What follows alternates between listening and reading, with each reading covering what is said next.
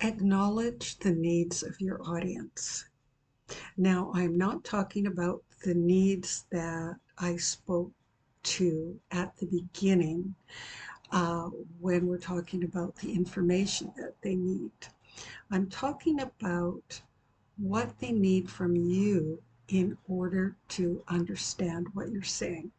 Now, I just talked about, um, simpler language and jargon, but they also need time. They need time to process, to think about what you're saying. And how do you give them that?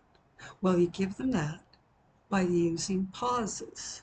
Now, we're all uncomfortable with pauses. We all always feel like we need to not use them to fill that gap. But that's not true. People need time to think and process information. And that's why I'm not speaking quickly in my videos, because you need time to think about what I'm saying, to process it. The other thing that it does for the speaker is it slows you down.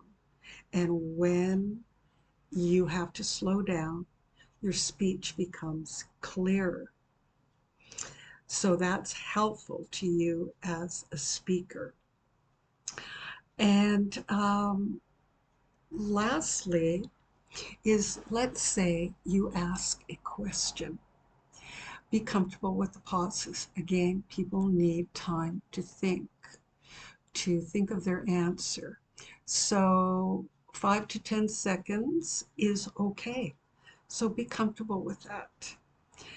And the last thing that people need from you as a speaker is to feel connected to you. And how do you do that?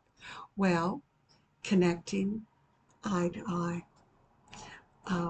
People like that, as long as you're not like staring at them, but just, a couple of seconds and then move on to someone else. And this can take practice.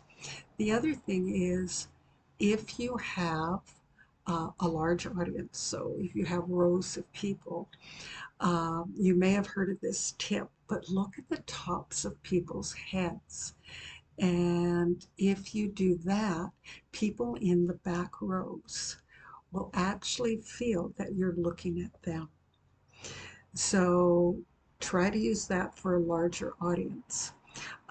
Also, what it does for you as a speaker when you make connection with your audience is you can see if they're, shuffling because they're bored, or they're lost, they got that glaze over their eyes, or they're getting annoyed about something. And you can just adjust on the spot. And that will help you re-engage with your audience, and you will feel a lot better um, with your presentation. So try those in your next presentation, and I hope this has helped you.